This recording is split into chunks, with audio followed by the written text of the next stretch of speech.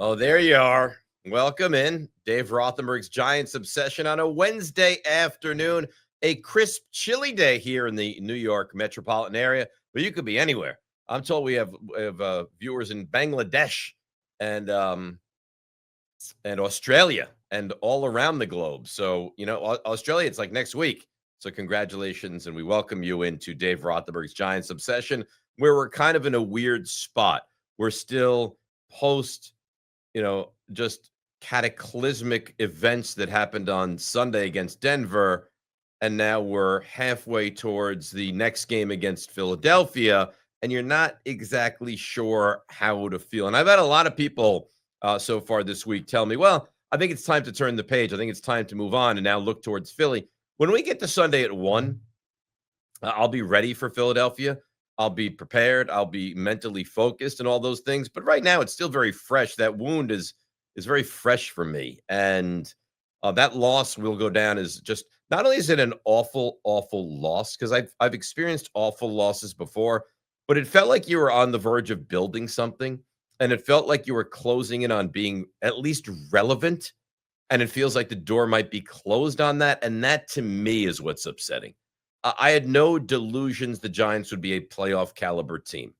But what I did think, and as I was watching the game on Sunday against Denver, was there's a chance that as we get towards the back end of October, the Giants are playing meaningful football. And you might laugh at that. Like someone that roots for Kansas City would laugh at that. Someone that roots for Philadelphia would laugh at that. But the Jets wouldn't laugh at that.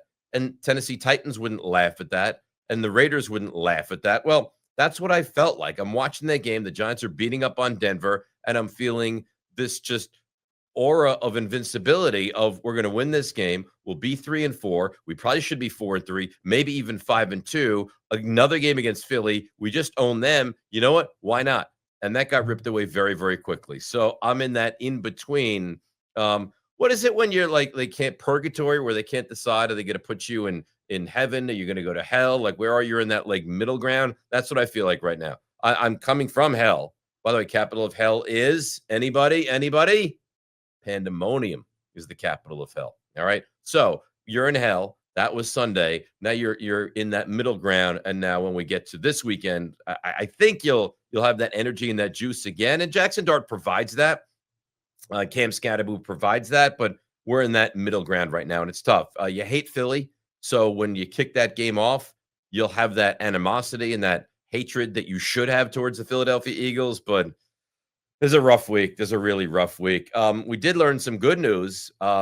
They've moved on from Jude, whatever his name is, the kicker, the European project that they had here that, I don't want to say cost them the game, but certainly hampered the chances to win the game. And guess who you can't even make it up. Guess who might be back as the Giants kicker on Sunday? Graham Gano. That's who. So he's entered that. He's off or eligible to come off IR at any point. The practice window is open. If he's healthy enough to kick on Sunday, he will be active and he will be the kicker. Otherwise, Younghoe Koo will be the Giants kicker on Sunday. So we'll get into the Giants and the Eagles, as we always do on this Wednesday, the fantasy waiver wire pickups. And my picks maybe haven't been so good, but my waiver wire pickups have been really, really good so far this season. So keep a nice eye on that. And a new feature, and this is all Steve. All right, Steven, we got to do this. We got to do a parlay. I said, Steve, here's the thing. I don't really do parlays. You got to do parlays. You got to do parlays. All right, we'll do a parlay. So we'll do a Thursday night parlay for you. We'll do it today, one day in advance. But if the parlay hits or you love it, it's all because of Steve. And if the parlay sucks and you hate it, it's also all due to Steve. Comments, conversation, we welcome it. I think you know at this point how to get involved. And I heard a troubling statistic and piece of information the other day. We need to remedy that. But on Fridays specifically, we do this fun little Twitter session where the best questions, comments off of Twitter we get to. And we'll do that again this Friday. So on Twitter, it's at DRNYGO. Instagram, TikTok, DR Giants Obsession. Spotify, Dave Rothenberg's Giants Obsession. And let me go through my spiel, and then I'll say something that has me a little, I wouldn't say concerned, but it's apparent, and I want to bring it to your attention as well. On YouTube, like us, subscribe to us, okay? We are over 2,400 subscribers. which we are thrilled about. 2,401. And we will continue to update you as we increase that number throughout the show today. But here's the thing. I was sitting with our analytics team the other day. And that's true. We started to break down the analytics, much like the Yankees, launch angles and, certain batters against certain pitchers. And we're doing the whole analytical breakdown. And they told me that only 30% of the people that watch the show subscribe to the show, which means that a lot more people are out there, and that upsets me. So here's what I need you to do, and it's so simple. Just subscribe. You subscribe, and now you're in. Now it's like the cool click in school. Now you're in, and we'll take you in places that you only imagined when you were younger. So again, there's no way 3 out of 10 people should be subscribing. Subscribe. I think you like the content. I know you like the content. It's a lot of Giants-centric stuff. And then we do our fantasy waiver pickups, and we'll focus on the NFC East, and we'll do our Mount Rushmore. So there's a lot more than that. But we really implore you to subscribe, and it is important. It does keep us rolling here. So some thoughts about the Philadelphia Eagles. The Eagles are not a great football team. They're not. I know they're 5-2. They probably should have lost to the Rams. They lost to the Broncos. They lost to the Giants. Even in beating Minnesota this past week, it took a pick 6 and some fortunate moments. Now, they're good, and they'll probably be – I still think they win the division, and they'll probably be one of the last few standing in the NFC.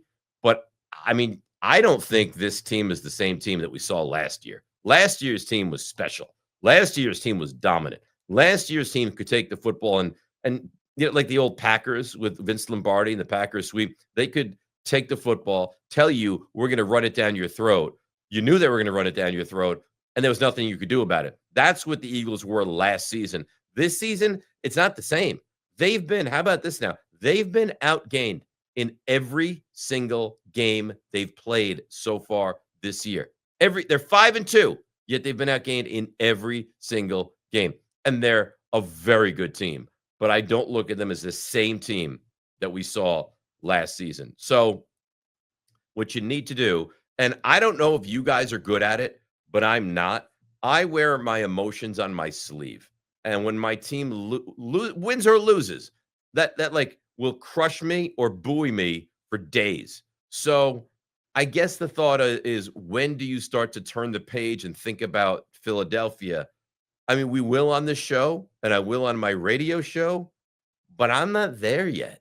Like, I'm still in mourning. Like, when someone dies, if a spouse dies, you don't just the next day start dating. It takes time to, like, go through all those stages of grief. Well, in a much lesser way, I guess, that's where we are. The body is still warm, and you're still horrified by what you saw. So I can't on a Wednesday just be like, all right, Philadelphia, here we go. Beat them a couple weeks back, and we'll pick up where we left off, and we'll just flip a switch.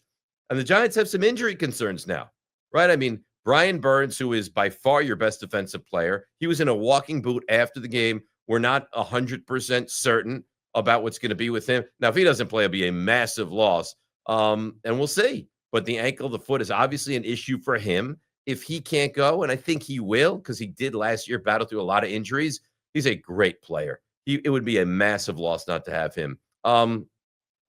I think Paulson Adebo is good. Now, stick with me here if this makes any sense to you. Paulson Adebo is good, but having Paulson Adebo is good. It matters. Not having Paulson Adebo is catastrophic, right? Like, Adebo's good. He's a good player. He's fine, an average to a little above average player, but you don't have him, and you're like, oh, God, the depths that you go to in not having him is a real problem, because all of a sudden, the less Paulson Adebo you have, the more Deontay Banks you do have, and that's a problem. Because Banks is just not, I'm sorry, he's just not really an NFL caliber player at this point. You saw what happened. I mean, it was the perfect storm. You ever see that movie with George Clooney and Mark Wahlberg and William Fichtner, and they go out to the middle of the sea? It's in Boston. It's a true story. They go out to the middle of the sea, and everything converges into the perfect storm. That's what the Broncos game was. It's like the defense got winded. They had nothing left, so they couldn't get after the quarterback. Adebo goes out.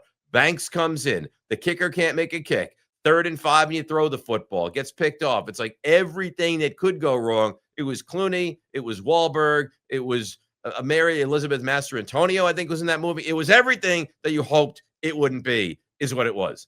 Javon Holland, he is also questionable for this game, and he's another important piece to this defense. Again, do I think Adebo Holland, that combination is great?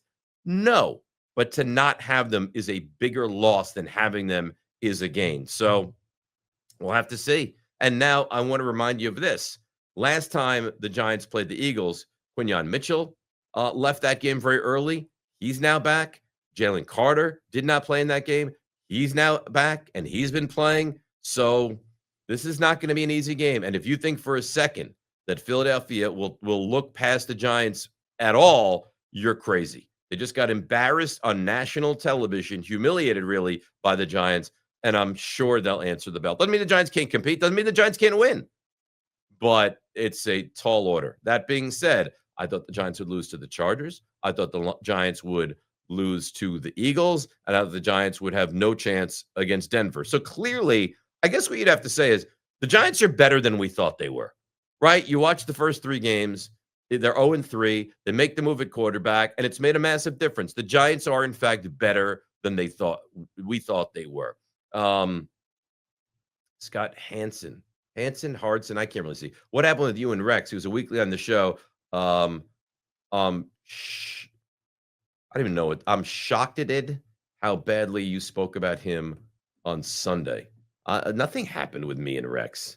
I just think Rex is very bullish and Rex is very, confident. I don't have any issue with Rex. No, the reason I said something about Rex is because someone said Rex Ryan as the defensive coordinator. It might have even been you.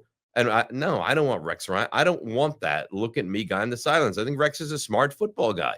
I think Rex is perfectly, a perfect fit for his role in television. I don't have an issue with him. I have no personal problem with Rex. I don't think I spoke poorly about him. Rex is a look at me kind of guy, and I don't think the Giants want that.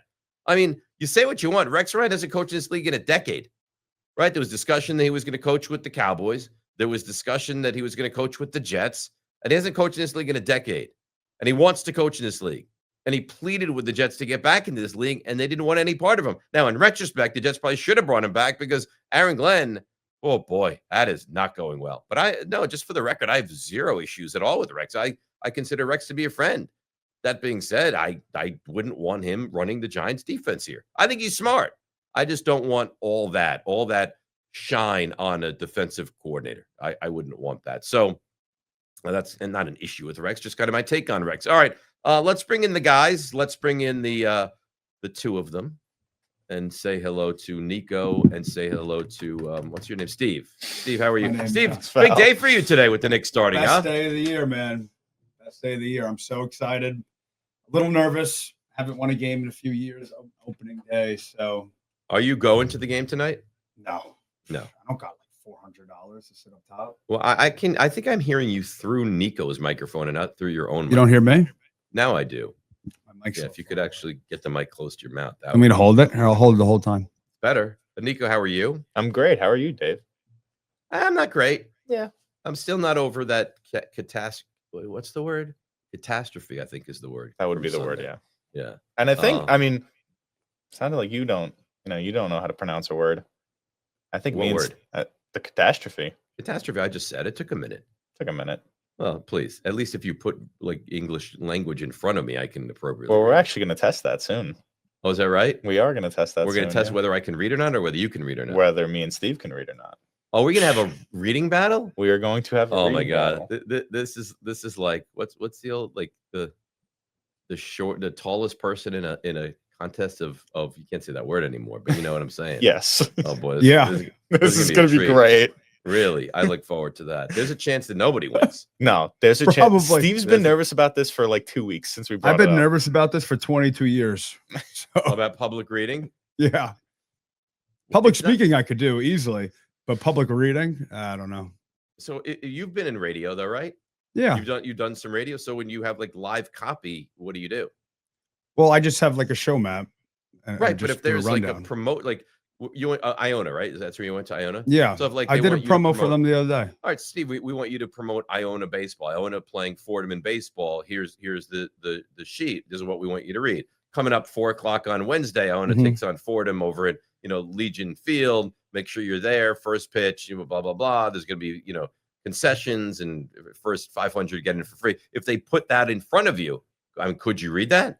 I can. I just sometimes get a little nervous in the moment. Maybe. I used to mess those up all the time. Oh my God, you guys! I really did. We had the sheet right in front of me. I used to mess it up all the time. So we're gonna do our parlay later in the show, right? You guys asked me to create a parlay, created a parlay, and that we'll do that via ESPN Bet or FanDuel, whatever odds we're going to use. If they made odds based on your reading battle against the other, who do you think would be laying action here? I mean, I don't have a good track record so far, so Right. I mean, I might be the underdog for a little bit. So you think you're like plus 200? And he's minus no 300 way. I think I'm like read? plus 115. You're One, so it's close. I don't even think you're plus. It's like probably minus both way. You're nervous, Steve? Like you're actually actively I'm shaking. I got goosebumps. Steve's nervous right now. All right. Well, I'm rattled. If you don't win with a guy, like, freaking out about having to read, then I think I'm in a good know. spot. We have any comments? We do. So nice. we'll start off this this competition. I'm gonna go one. Steve's gonna go one, and we'll see how if anyone has a hiccup. All right. So am I the ultimate judge here? I guess you're the judge, and if anyone wants to leave comments down below and let us know who do you think's winning so far.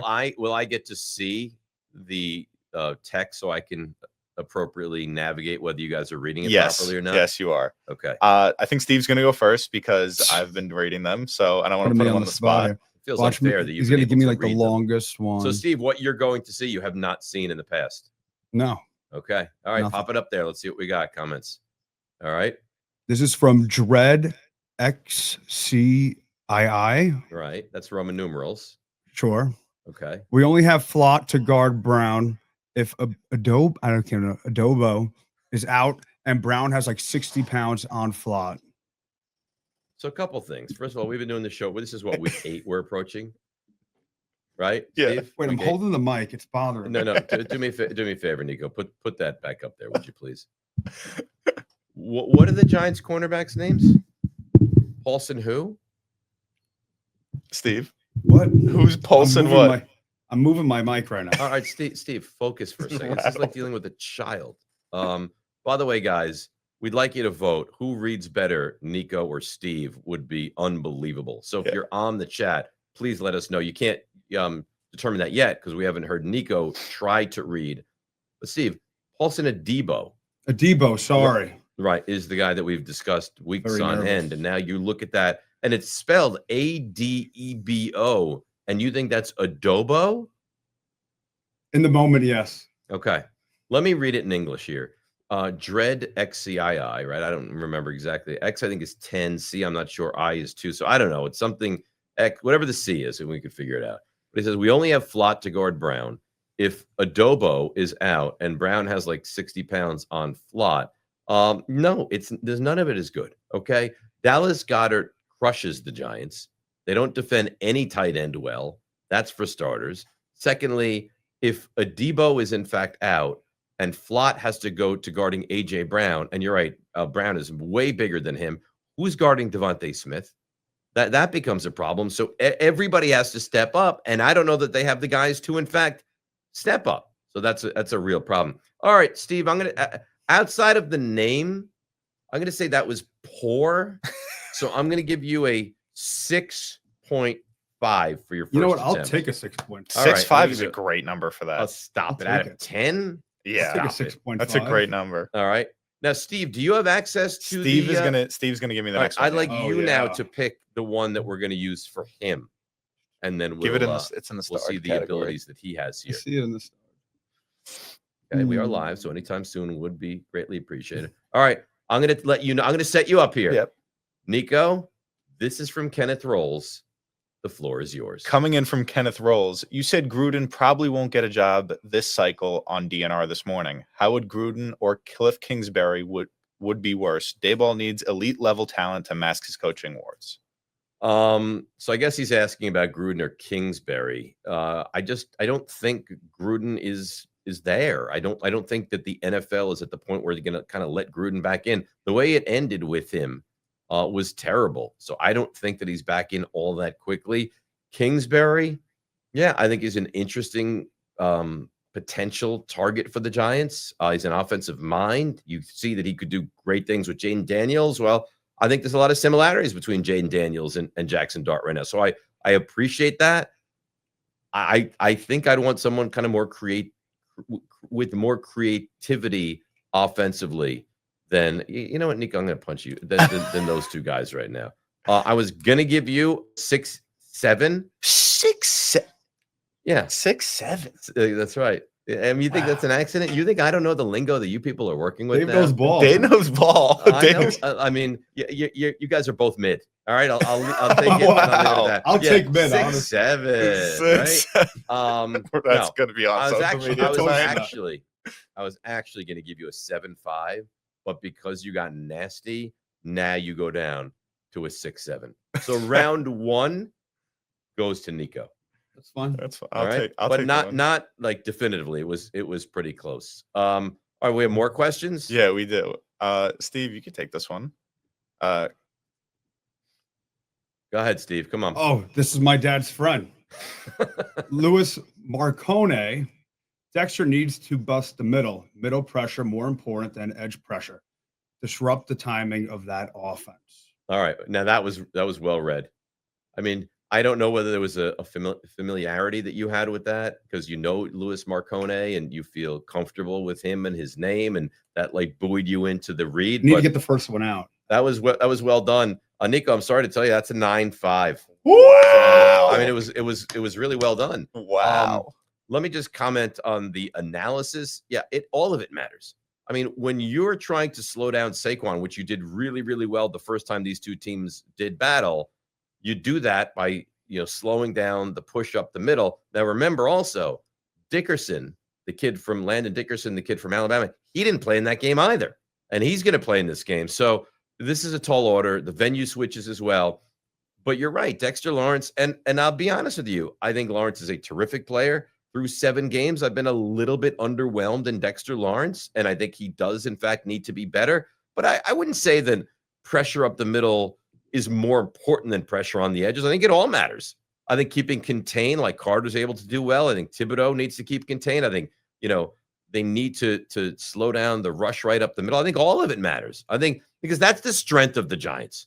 Okay, the best part of their team is the front four. So if you get solid play or even better than that from your front four, that's very important. If your secondary is going to be the weak link, and not only is it the weak link regardless of what day it is, if it's even weaker because it's banged up, well, now you need that much better of a version of the front four, and then I'm not sure you're going to get it. We'll see. But you're right, Dexter Lawrence does have to be good in the middle of that Giants defense. Nico. This is given to me by Steve. We have another one. Okay. There we go. There's a lot of pressure on you right now. Coming in from Beaver Gladiator. If they decide to be active at the trade deadline, should they focus on the secondary or wide receivers? That was also very well read. I think that's the equivalent of what Steve just gave you. That's a 9.5. I'll take a 9.5. Yeah, it's a 9.5. It's a good solid read. Yeah. I appreciate it. The answer to the question is yes. Should they be active with the secondary or wide receivers? Yes. I mean, they need all of it, guys. They need secondary. They need offensive line. Now, you're not going to fix everything at the trade deadline. It's just not done in football. It'd be silly to give away that level of asset. But, I mean, if you could get Jacoby Myers, who requested again, I want to be traded. Tyler Lockett was just let go from the Tennessee Titans. Is that somebody that you would, kick the tires on?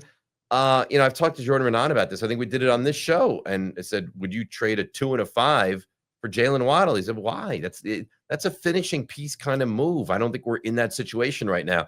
But a corner, yeah. But the problem is everybody needs a corner. Everybody's in the market for a corner. Everybody's in the market for someone that can slow down the good receivers on the other teams. I'd be very cautious if I'm the Giants because, yeah, you'd like to get better now, but the truth of the matter is you're not going anywhere now. Giants aren't going to the postseason. Giants are going to be a 500 team. The Giants are, you want to see Jackson Dart take steps, and you've seen a lot of really positive steps from Jackson Dart. Bottom line is you don't want to give away legitimate big assets for a Band-Aid right now. And also think about this. If you trade for Jalen Waddle, right? For argument's sake, a 2 and a 5 for Jalen Waddle. Well, I think that's fair. But now you're paying him. Now you're paying him a fortune of money where if you take, let's just for argument's sake say you pick 8th and you take, and next year's draft, by the way, is a really, really solid wide receiver draft. All right. So you pick 8th. And let's just say you take the equivalent of the guy that went 8th this year, like Tet McMillan. But now you're paying him on the rookie wage scale. So you have him as your number 2 receiver. You're not paying him. You're still not paying Malik Neighbors. You're not paying Jackson Dart. You're not paying a running back. All of a sudden, now maybe you have a little bit of money that you can spend on either another corner or fixing and shoring up that offensive line. Now, if in fact you were to trade for Waddle, then with the 8th pick, you could draft the offensive lineman. There's different ways that you can adjust here, but I just want to be very careful. And also, a guy like Jalen Waddle, who I like, and I think everybody likes, is very injury prone. And that has to be a concern as well. All right. Are we going to shelve the reading battle for a moment, guys? I think you both showed that you're not very good, and then with your second read, you got much better. Yes. So can we get back to this? We will get back. Okay, terrific. My picks. How about those picks? Remember when I was sitting here bemoaning how bad I was and I couldn't win and I was so terrible and 0-2 and I'm going to go to 0-3 and I'm imploring you take the Bucks. That's going to be a win for you because I chose the Lions. Well, looky here. So I told you Lions minus the 5.5, and the Lions won that game by 15 points. Easily covered that number. We're back. We're back. Now we've improved to 8-13 on the year. Nothing but green space in front of us, and away we go. So look out. All right, we are making real strides. We're on a 1-game winning streak. And what do they say?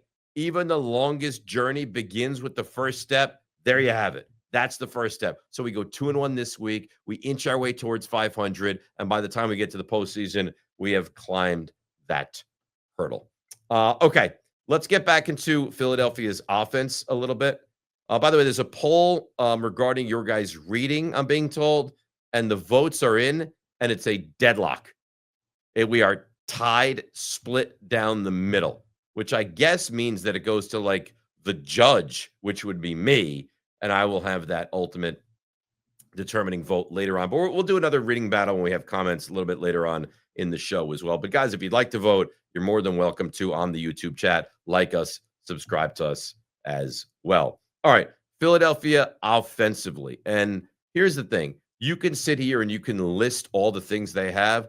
An elite receiver, yep. An elite number 2, yep. A good tight end, yes. An elite running back, absolutely. A quarterback who there's differing opinions on him. He's a 2-time Super Bowl appearance guy, right? And he's a Super Bowl champion as well. So it's hard to argue that he's not good. I don't think he's great. I think he's more of a product of that system, but he's a good quarterback. Offensive line, also good. Not as good, but also good. But you look at some of the rankings. By the way, is there a more unattractive color than green?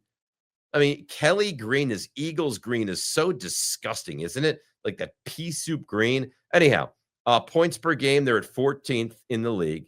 Passing yards per game, they're at 22nd in the league. Total yards per game, they're at 26th in the league. And rushing yards per game, they're at 30th in the league. So you go through all those little numbers and nuggets, and I think you get to the bottom line is almost halfway through the season, this offense has not been great. It hasn't. I mean, I know that we sit here and we say, do they have a top 5 wide receiver duo in the league? They do. Do they also have a petulant child at wide receiver? They do. I mean, it's the truth, right? A.J. Brown, when a guy's unhappy after a team wins the ultimate prize and the Super Bowl, I think you have to take that into account. When like they're winning, they rolled last season. And they're winning games, and he has to find ways to calm himself down on the sideline because he's continually unhappy with the way the offense is running. I mean, maybe I'm on an island here. That to me is a legitimate problem. So you go through all the things. Do they have, on paper, a top 5 wide receiver duo in the league? Absolutely. Do they have a top 12 tight end in the league? Absolutely. Do they have a top 5 running back in the league? And I would have said 1 or 2, but I think you have to start to change your view on that. I mean, he has not been that running back this year. He's not. I mean, Jonathan Taylor is clearly better. Bijan Robinson is clearly better. And I think Saquon is great. But let's not lose sight of the fact that he has not been so great this season as of yet. Now, could that change? Of course. Of course it could. But at this moment, he's not a top 5 running back in the league. Overall, you'd say absolutely he is. Quarterback, he's good. Offensive line, they're good. They have it all. They just haven't really put it together as of yet. You saw that last time out. I mean, they trailed by 3 at halftime against the Giants and lost by 17. They didn't score a point in the second half of that game. And to make matters worse, the Giants went 5 straight quarters without allowing a point. Right? Second half, quarters 3 and 4, that's 2. Then quarters 1, 2, and 3 against Denver. That's 5 consecutive quarters without allowing a point. And you say, all right, well, how many are you going to allow in the fourth quarter? Because you should win that game. 33. 33. Anyhow, the Eagles offense is not clicking yet. And you would just hope that this weekend on Sunday at the Link or the Vet or wherever they play and house that jail for people to go to during the game, you would hope that they don't find their way as of yet. But that being said, they're still 5-2. And you look at their schedule. I got to bring up their schedule because the Rams game I remember distinctly they should have lost, and they somehow snatched victory out of the jaws of defeat. That's what they did. There's no way they should have won that game against the Rams. They blocked 2 field goals, and the last one went back for a touchdown. But I'm going to quickly bring up their schedule because I know they lost to the Broncos. That we know. We know they lost to the Giants as well. But there's other games in there that they shouldn't have won. So week 1, Dallas, they narrowly got by Dallas. At Kansas City, remember Travis Kelce, who never drops a pass, dropped that pass that would have been a touchdown, and they didn't win that game, Kansas City, because of that. Rams, they should have lost. Tampa, they probably should have won. They were the better team in that Tampa game. And then they lose to Denver, the Giants, and they beat Minnesota. And Minnesota, they were outplayed for a stretch of that game. So I know they're 5-2. They probably should be a 4-3, maybe even a 5-2, but it doesn't feel like it's the same. It doesn't feel like it's exactly the way it was for this team last year. All right. Do we have more comments that we can get to? I think I need a tiebreaker, guys. I need one more read from each of you, and then I can determine the victor here. And also, I'd like to know what the current polling is at before the polls currently close. The poll ended at 50-50, a dead draw. 50-50. Polls closed. All right. So now it comes down to me. Now it comes down to so you. Here's the thing. Now I have a lot of control and power right now. You would agree? You do. Yeah. All right. I'm going to allow you to talk about me for a moment then.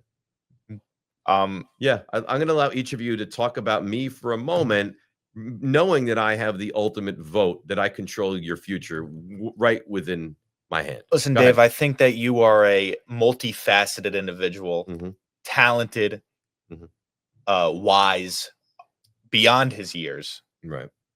And I think that you're a real mentor and in this industry, as well as through your mind and your football knowledge. I think it's I think it's excellent. Okay. That's not bad. Steve? Dave. And microphone, Steve. Freaking hold it. Dave. Take a moment. You need a breath? No, I'm good. All right. I think you're a fantastic guy. You've helped me out so much so far growing on this show. It's been fantastic. That's all I'm going to say. I don't need to have that much, brown stuff on my lip like someone else. So I'm going to keep it how it is. All right. Nico, you win. Thank you. I mean, because that was violent. Yeah. I mean, you became combative, Steve. I'm not sure why you became somewhat combative.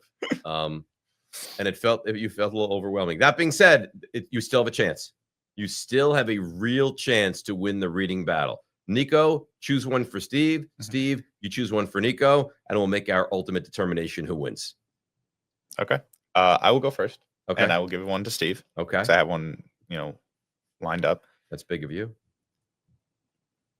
From Bobby Bugs 82, there the you man go. himself. The Eagles are by far the more talented team. The Giants have to be better unit. They were 2 weeks ago. They need to be even better in Philly. All right, so let's attack your reading of that. Well, I was trying to fix it up. Yeah, I understand. It's not written beautifully. You're okay. I mean, your first one was a 6.5. Your second one was beautiful at a 9.5. I'm going to put that at a 7.7. I thought it wasn't great. You did have the hiccup. You kind of had issues with some of the lack of punctuation, which I blame both you and Bobby for. But I'm not going to crush you for it. Now let's answer the question. The Eagles are the more talented team. The Giants have to be the better football team. The Giants were the better football team. The Giants won the turnover battle. The Giants were effective and excellent in third down conversions, and they'll need to be equally good, if not better, in Philadelphia. So, yes, what Bobby says is highly accurate right there. All right, and now we go to the piece de resistance, Nico, with your read. Steve, you select. Coming in from Dapool 2017 Maz, trade with the Jets for Garrett. He wants out, and the Jets need draft picks. Throw in Winston so the Jets can have a QB that isn't afraid of the ball. So here's the thing. That was good, but nowhere does it say isn't afraid of the ball. Isn't afraid the ball. Right? I fixed it. You did fix it on the fly. Nico, that read, based on you winning the buttering up competition of the show, you win. Let's go. Nico, you are a better reader than Steve. Congratulations. A hearty congratulations. All right. So, well, first of all, you say he wants out and the Jets need draft picks. Everybody needs draft picks. You don't know that he wants out. Would he be great on the Giants? He'd be great on the Giants. But you're going to have to give up a ton for Garrett Wilson. And on the flip side, the Jets have so little as far as weapons are concerned. The one weapon they have, they're going to trade. Breece Hall's a good football player. He's not under contract after this year. I imagine they're going to trade him. That makes sense. Now, the one guy remaining, right? You look at the Jets. Offensive line is okay in pieces. Running backs, Breece Hall's good. He's going to be gone. Alan Lazard is lousy. Right? They don't really, Mason Taylor's fine. The one guy that you look at and say, yeah, they have a really good receiver in Garrett Wilson. You want to trade him? So then when you draft Fernando Mendoza or Dante Moore or, Simpson at Alabama, whoever it is, you want to give him nothing as far as receiver is concerned? No. The trade's not going to happen. On their best day, the Jets and Giants aren't making a trade. So I find that to be highly, highly unlikely. If the Jets start to trade off like the Garrett Wilsons and the Sauce Gardners of the world, they might as well go play in the CFL. And that's what it kind of feels like anyway, that the Jets should probably, like, the NFL feels, in fact, like it's too much for the Jets, doesn't it? It feels like they're in over their heads and they should probably move on from this league. By the way, Steve, I got bad news for you, man. Are you talking about Towns? Yep. New York star Karl Anthony Towns has been downgraded to doubtful to play in tonight's season opener against the Cavs. That's courtesy of Shams with ESPN. So great. So no Karl Anthony Towns, it looks like. No Josh Hart. No Mitchell Robinson. By the way, did you see this? 0-1. So what? 0-1. They don't look great. So I don't know if you saw this. So yesterday, Woody Johnson took to the microphone and he was saying how awful Justin Fields is. Did you see, Steve, did you see this? You didn't see this? I saw the news about how he shoved Justin Fields down. And it was just, why how do you do that? Closing your eyes when you're talking? Because it's just ridiculous.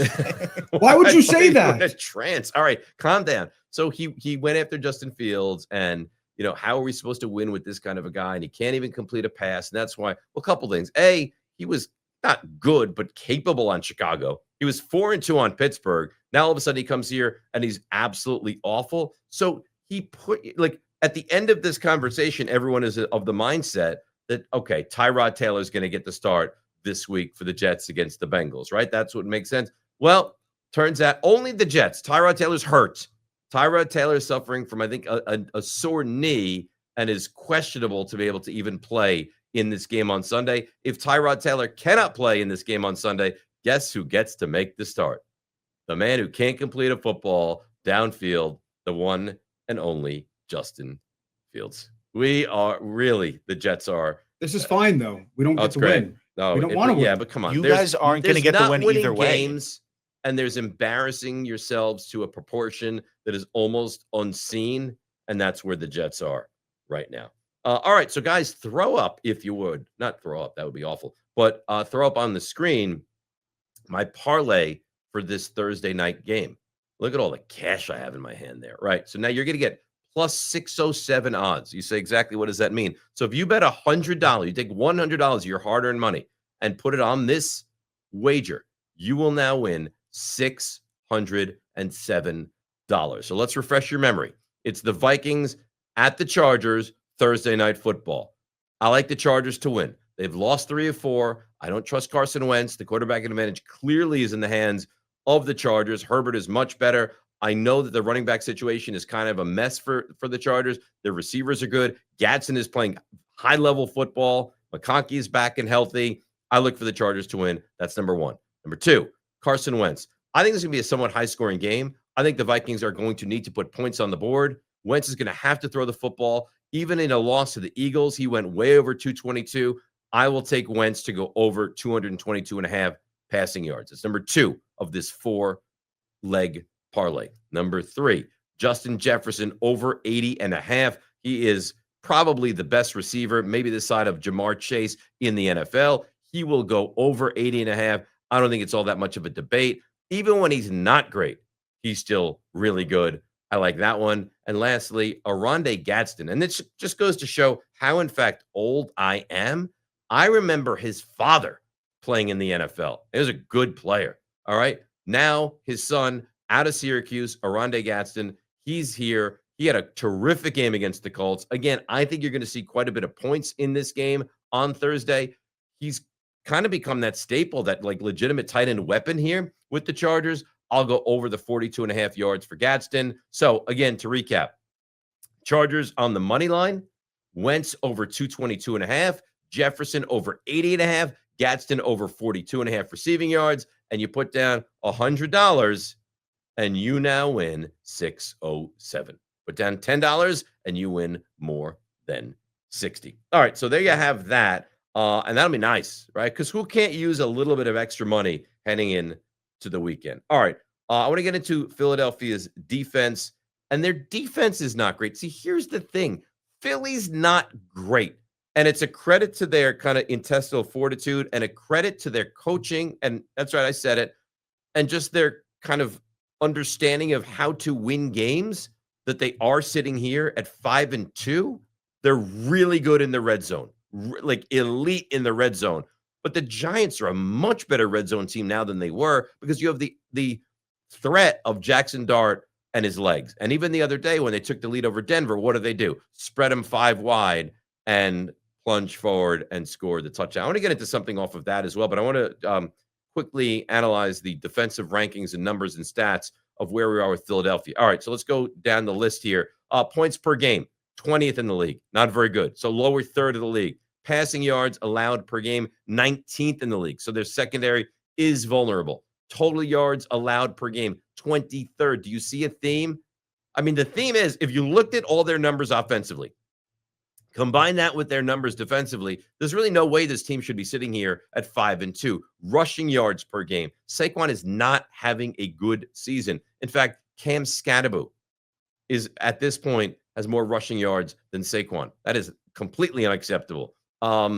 Scoring, they're 20th in the league. So everything, it's like bottom third, bottom third, bottom third, bottom third, bottom third. And the thing, and this will save you, because if a team gets down to your 8-yard line and you can hold them to 3s over 7s or 6s as far as the Giants are concerned, because they don't really make the extra point, that's the way to succeed, and that they're doing very well. And that matters a lot, right? Like, what you are between the 20s happens, and then what you are inside the 20s matters the most, right? If you let them go up and down the field, but they get to your 18-yard line and you shut them down for 3, well, think about that now for a second. If they get to your 15-yard line 3 times and you hold them to 2 field goals and a touchdown, that's 13 points. If you let them score 2 touchdowns and a field goal, that's 17. And if you let them score 3 touchdowns, that's 21. That's a big difference, guys. A massive difference in just being a good football team inside the red zone. So the thing I wanted to mention, and I don't remember, because I can't remember everything, if we discussed it on this show or not, or I discussed it on my radio show, which we spent a lot of time discussing it on. And there's this like groundswell of the Giants should have not scored as quickly as they did at the end of that game. And to me, that is such a stupid idea and dumb thought process. Okay, so you're the Giants. Hardly do you look at this as the most polished offense that you've seen. You're at the 1-yard line. There's I don't even remember how many seconds there were before the play, but it ends with 37 seconds. So Dart gets in. The Giants take the lead 32-30 with 37 seconds to play. That's plenty of time. But you can't start to sit here and play God and say, no, no, no. We need to run it below 25 or 20 or 15. And this idea, and there's a lot of people that have this thought, that that's what you should do to effectively milk and bleed the clock down is asinine. And I'll tell you why. We sit here. Well, now, in retrospect, that's what you should have done. Did you know the kicker was going to miss the extra point? Did you know the Giants were going to rush 3 and allow them to pick up 60 yards of offense in 2 plays down the field? You didn't know that. In your wildest dreams, you didn't think that was going to happen. Or no, how could you think that was going to happen? And secondly, tell me you couldn't see the Giants take a knee on first down. They let the clock run down to 16 seconds. Now they take a timeout. Now they decide to get into their offense, right? Now they take a false start penalty. And now they're second and goal at the 6, and then they screw it up. That's fireable. Like what you just saw was embarrassing, but it was not like the upper levels of embarrassing. It was terrible, terrible. If you start to play NFL God and don't get in and score a touchdown, that's the highest level of embarrassing. And that to me is like fireable. It really would be. So I wanted to just get that out there as well.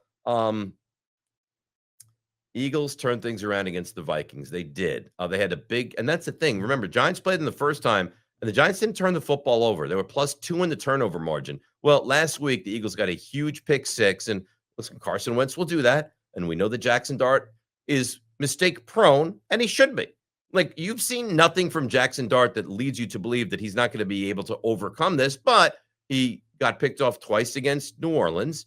He could have easily gotten picked off more than the one time he did against Denver, because that last drive, it was good living for him. He could have picked off twice on that last drive. So I'm just saying, be very aware that Philadelphia's defense is opportunistic and the Giants cannot afford to turn the football over. And where does that leave us? That leads us to, like we mentioned, a middle ground. We're 3 days past the catastrophe, and we're 4 days prior to another game against the Philadelphia Eagles. So I'm in that, I'm almost in that like hangover period where you've gone out on a Saturday and you got drunk as can be, and you wake up on the Sunday morning and you're a little groggy and you really don't want to be doing anything. So you pull the covers back over your head. You say, you know what? Wake me up at noon just in time for football, and you'll feel better at that point. That's what I feel like. Get me through this week. Get me to the weekend. Get me to Sunday morning. And then let me be done with that nightmare that was Denver. Again, I look at this game in 2 different ways, the micro and the macro. Nico, Steve, you guys are, I'd say, of very average intelligence. Do you, either of you know what the micro and the macro means? You guys have any idea, Steve? Just me. Nico's not here. But where did Nico go? Me. Got to use the restroom real quick. So let me see if I understand this now. We're in the midst of it's not like a 4-hour program. We're in the midst of a 53-minute program. You could see the finish line. And Nico decides at that point his bladder can take no more of this. And he would never do that to you, Dave. Never. You would never would. You don't leave during the show. Never. No. I mean, you don't hold the mic in front of your face, but you never get up and leave during the middle of the show. Never. All right. So do you know the difference between the micro and the macro? Probably not, because you saw my reading ability. So, all right. So let me explain to you, and let me, in all sincerity, let's see if it makes sense to you, right? So the micro, you're looking at like the minutia. The minutia of what you just saw from the Giants was awful. They lost a game to Denver. They never should have lost. They led 19-0. They led 26-8. They led 32-30, and they lost. So you're angry, and you're infuriated, and you're embarrassed, and you're agitated. That's the micro. Does that make sense to you?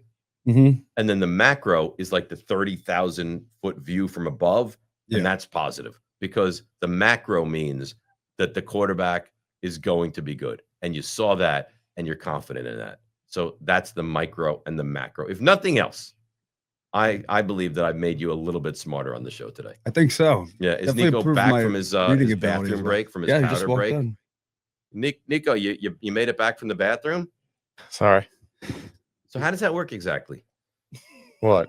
I don't mean like how do you go to the bathroom? Like, so you see, like, we're at 45.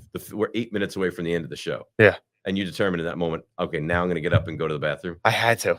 Steve said I was good. Steve said he would cover me. Well, I didn't know we were coming back on. Right. Well, that's the thing. You never know. And that's why you need to hold it. You should have held it. Yeah. So next show, here's what I want to do. I want you to drink 4 gallons of water before we go on the air. And then I want you to not use the bathroom the rest of the time. That's difficult. Yeah, it'll be very difficult. Because I drink a lot of water during the show. I'm just kidding. Do you know the difference between micro and macro? Yes.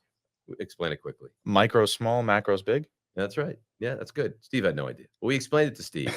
But again, I think the macro for the Giants, I think you take a step back and look at Jackson Dart and you have your quarterback, and that is really all you desperately needed to see this season. And 4 games in, I think everyone is of the mindset that you have your quarterback. So, all right, I'm glad that you're relieved of your urine. That's terrific. Steve, Nico, we will see you guys on Friday. All right, closing final thoughts. Again, we love you guys. We want you guys involved. On Twitter, ask your questions. Friday's the day for that. So if you do it before Friday and it's a good question or comment, we will read it live on the air. That's at DRNYGO. All right, Instagram, TikTok, at DR Giants Obsession. Spotify, Dave Rothenberg, Giants Obsession. Oh, we didn't do waiver ads. Huh. Well, let's do waiver ads. I totally forgot about the waiver ads. Why didn't you guys say anything until the very end that I'm saying goodbye to everybody? All right, let's do there's the waiver ads. I spent so much time picking up these waiver ads, and then I forgot to do it. All right. So there's 6 teams on bye this week. And this would be the kind of a week where you're like, I don't want to play this guy long term, but for a week, can I? And the answer is, for this 1 week, I think you can. Maybe some of these guys more than just 1 week. Joe Flacco, you say, hang on a second. He's 40. Joe Flacco can still sling it. Joe Flacco, remember we talked about the Eagles having like the best or top 3 receiving duo in the NFL? The Bengals have the top receiving duo in the NFL. Chase and Higgins are absolutely elite. That's his receivers. Well, he's going to throw the ball all over the yard. Sauce Gardner is in concussion protocol. So I think Joe Flacco is going to put up, 230 and 2 touchdowns. That's more than a serviceable week to get out of your quarterback, especially when 6 teams are on bye. Tez Johnson, receiver on Tampa. You say, he's fine. He had a big touchdown a couple weeks ago. But now remember, Mike Evans is out for probably the duration of the season. Someone's going to have to catch those passes. Sterling Shepard is the old reliable. Chris Godwin is not healthy. Ibuka is good and will be there 1, but who's going to be there 2? I think Tez Johnson winds up being the 2. You can play him with confidence. This is a guy that I wouldn't just kind of think about playing him now. I think about playing him somewhat consistently moving forward. Keep an eye on this. Kyle Monangai. You say, Kyle Monangai, that sounds familiar. Rutgers kid, good running back. DeAndre Swift, if he misses time, even so, Monangai is getting like 38% of the touches. And he's a good running back. He had 17+ points in week 7. Look for that to continue. I like Monangai certainly as like a stopgap, if not even more. And we mentioned him earlier when we were talking about the Chargers. That's Oronde Gadsden. Now, in week 7, he had 29.4 points. I don't anticipate that happening again, but can you pick him up and play him confidently for Thursday night? I think the answer to that would be definitely you can. So there's the waiver wire pickups for week 8. And before we go, I just want to let you know again, we saw this statistical data, and only 30% of the people that tune in and watch Dave Rothenberg's Giants Obsession actually subscribe to it. So subscribe. It's so easy. There's a little button. You press the subscribe, and now you're subscribed, and we appreciate that, and it helps us build this show. So like us, subscribe to us. Thank you. We'll be back on Friday at 1. Enjoy the rest of your week. Get through this week. It has been a rough run from the Giants' perspective and standpoint, but we will live to see another day. And that next day for us is Friday at 1 Eastern. I'm Dave Rothenberg, and appropriately named, this has been Dave Rothenberg's Giants Obsession. So if you like that live stream, check out this video or the other live streams. And of course, don't forget to subscribe.